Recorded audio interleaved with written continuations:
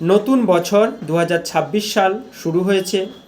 এই 26 সালে আপনারা ভাবছেন কি নিয়ম পালন করবেন যাতে আপনারা ভালোভাবে সুখে স্বাচ্ছন্দ্যে থাকতে পারেন। কিছু নিয়ম যদি পালন করেন তাহলে দেখবেন আপনারা ভালো থাকবেন।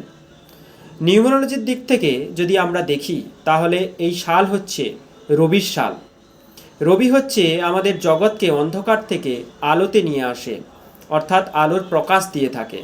সেই রকম আমাদের জীবনের যে অন্ধকার অর্থাৎ দুঃখ কষ্ট যন্ত্রণা সেটাও কিন্তু এই রবি আমাদের দূর করতে পারে।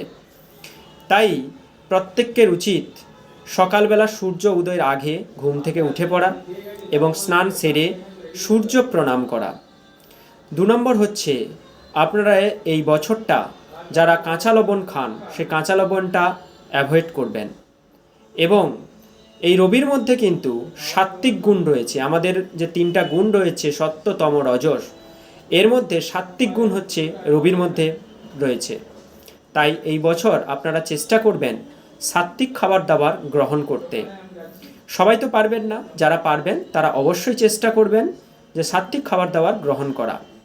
আমাদের যে 5টি ইন্দ্রিয় আছে, চোখ কান নাক জিহ্বা ত্বক, এই 5টি ইন্দ্রিয় কিন্তু আমাদের ননভেজকে অ্যাভয়েড করে, অর্থাৎ এই ননভেজকে গ্রহণ করে না।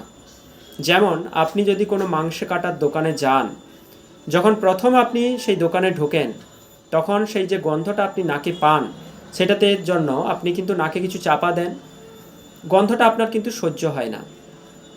এবং যখন সেই প্রাণীকে হত্যা করছে সেটা দেখছেন এবং তার যে আর্তনাদ সেটা যে আপনি কানে শুনছেন সেটাও কিন্তু আপনার ঠিক সহ্য হচ্ছে না, অর্থাৎ এইগুলো আপনাকে ঠিক চোখ এবং আপনার কান সেটাও সাপোর্ট করছে না। এবং সেই সময় যদি আপনাকে সে কাঁচা মাংস খেতে বলে, যতক্ষণ না রান্না হচ্ছে সেই মাংস আপনি খেতে পারবেন না, সাপোর্ট করবে না আপনাকে। এবং যখন আপনাকে মাংসের প্যাকেটটা আপনাকে দিচ্ছে তখনও আপনি দোকানদারকে বলছেন যে ভালো করে প্যাকেট করে দিন যাতে আমার হাতে না লেগে যায়, অর্থাৎ আপনার ত্বকও সেটাকে সাপোর্ট করছে না। যখন আপনি কোনো ফলের দোকান সবজির দোকানে যাচ্ছেন তখন কিন্তু আপনি হাত দিয়ে ভালো করে ওই জিনিসগুলোকে দেখছেন, গন্ধ শুঁকছেন যে ফলটা পেকেছে কিনা, তার গন্ধটা কতটা সুমিষ্ট, সেইটা কিন্তু আমাদের এই 5টি ইন্দ্রিয় গ্রহণ করে নিচ্ছে। কিন্তু এই ননভেজকে কিন্তু আমাদের এই 5টি ইন্দ্রিয়ও কিন্তু গ্রহণ করছে না। তাই প্রত্যেককে উচিত সবসময় সাত্ত্বিক খাবার দাবার গ্রহণ করা।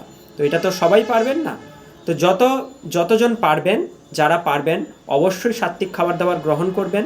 তাতে দেখবেন আপনারা ভালো থাকবেন এবং আপনাদের মধ্যে সাত্ত্বিক গুণাগুণের প্রকাশ পাবে।